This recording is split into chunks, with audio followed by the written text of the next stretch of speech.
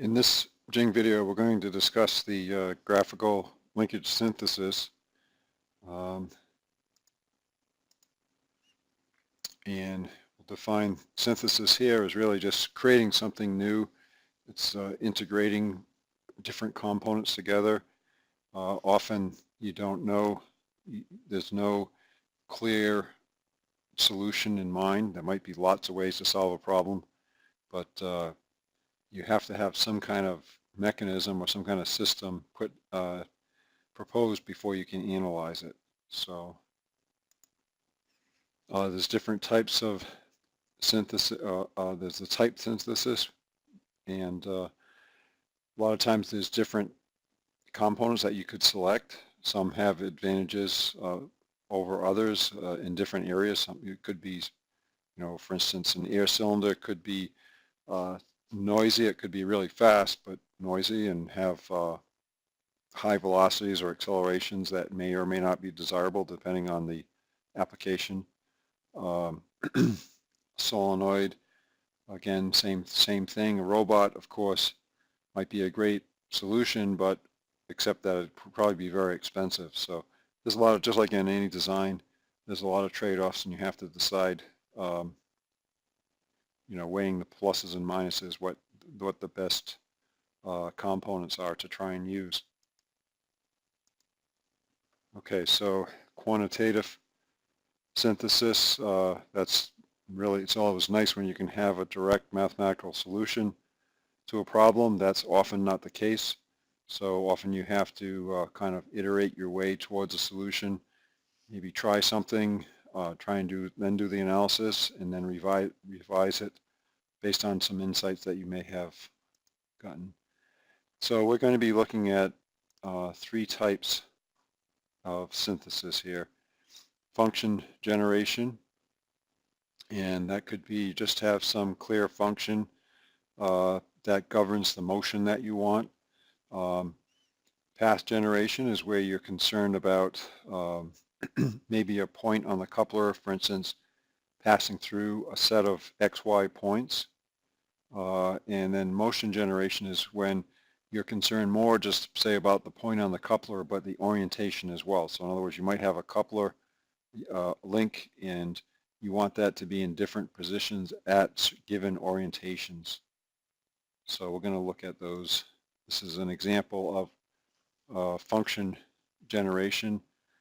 Pretty straightforward. Obviously the X value or the X position of that slider is just going to be a function of r cosine theta. So that's pretty easy. And that's just a little animation on that. So this is an example of a path where we're interested in where that point is. It follows this certain path. And then finally also, we have the motion generator or the motion synthesis, where this coupler right here, EF, we want it to be initially in this position, E1, F1, and then move to this position, and then finally end up with this position.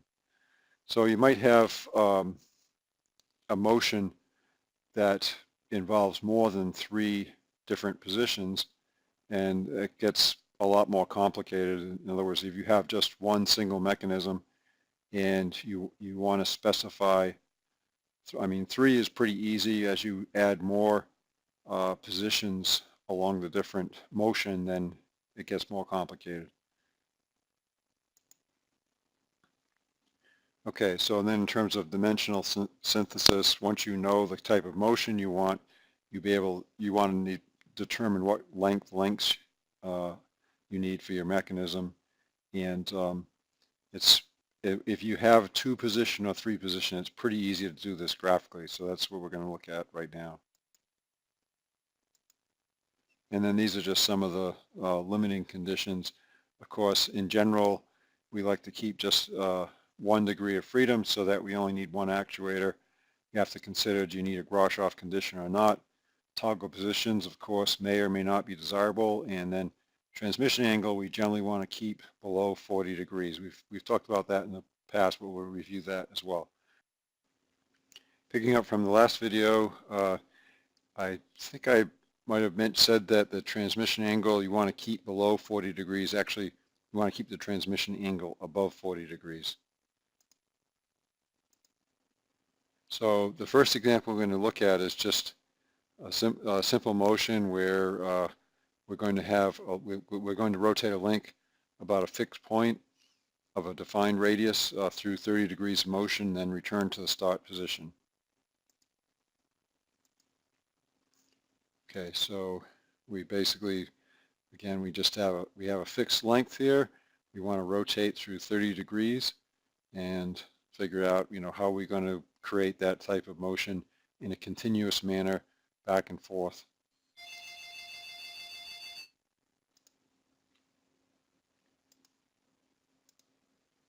So what this technique does, just draw a couple of circles with the centers at B1 and B2, and basically this is just creating a perpendicular bisector here. It's just at 90 degrees. That's one way to do it. Obviously with a CAD system you can just put in a perpendicular constraint there or draw the line, draw from the midpoint. So then we want to put some link out there. This distance is arbitrary. I mean, there's a wide number of values it could have. So, and then that circle was perpendicular, or tangent, I should say, to this bisector. So it really just has a diameter equal to this distance from B1 to B2. And then if we put a link in like that, you can see that you now have a motion, whereas this crank rotates around, it's just going to move B1 to move this linkage from B1 to B2. So that's pretty straightforward. Again, all you had to do is put this coupler in the two positions that you want. Basically, just do a perpendicular bisector, figure out the distance between these 2 points, draw a circle along this line. This link could be, this link right here could be a variety of lengths, excuse me, and then you can just run this continuously and get this motion. So that's pretty straightforward.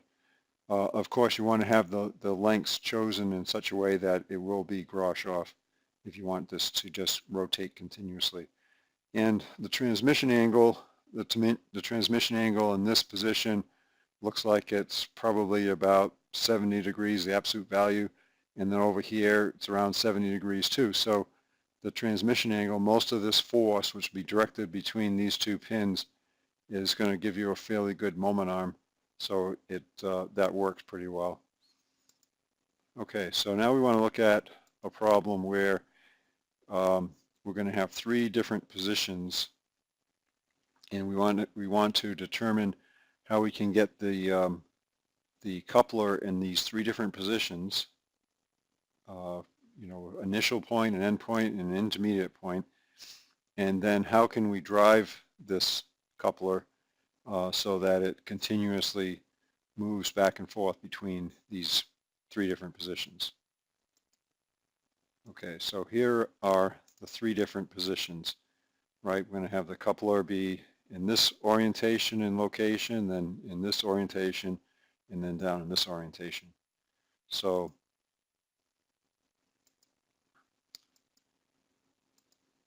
the first thing we do is just draw some perpendicular bisectors to A1, A2, and then A2, A3, and then do the same for B1, B2, B2, B3, perpendicular bisectors there.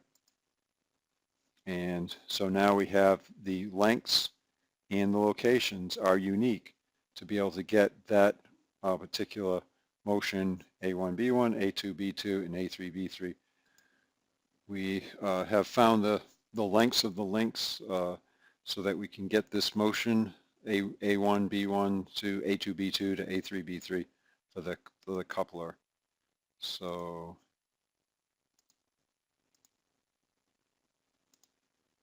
right, so that shows you that in the 3 different positions. So now we want to be able to drive this in a continuous motion. Okay, we can pick any point, obviously depending on how much torque you need might affect where you pick the point or what kind of space you have. But in this particular case, you can see just picking the point, it's about, I don't know, 40% of the way up, 40% of the way up, and so on. And then the next step is to just draw a line through these 2 endpoints. And again, what we really want is this distance. And then we'll have that circle, which has a diameter of that distance, someplace along this line. And add a link. And you can see that this now will continuously drive this linkage. What we did really was we added a dyad. So that's a 2-link chain that we added to this 4-bar linkage. So now it's actually a 6-bar watt linkage. But that will then drive this. This will be Grashof, of course, and that will drive this 4-bar. It's now altogether a 6-bar linkage. So that's, again, we started out with, we wanted to have this coupler link in these 3 orientations, and we want to be able to do that, move that back and forth in a continuous motion. And so now we have basically an exact solution that does that. Okay, and then just to talk briefly about toggle positions. Again, sometimes a toggle position is a good thing. It occurs when you have collinearity between 2 of your links. And a good example here is this truck tailgate. Another example is like a card table. You know, you open up the legs. The thing is about this this position is that you can't back drive it, right? I mean, if there's some little stop here, you have to physically reach in and pull it to get it going again. So you can't back drive this, but sometimes you want to have a situation where, or a design where you don't want it to be back driven. So transmission angle, again, we've talked about that previously. We want to keep this angle at least 40 degrees. And again, it all has to do with the force along this being applied on this link right here is going to be directed from C to D, and it's only the component that's perpendicular to link 4. It's only this component that actually creates torque. This component creates no torque about that this link right here. It only compresses it or puts it in tension. So I think that pretty much wraps up this discussion on how to do this linkage analysis, the graphical analysis. So let me know if you have any questions.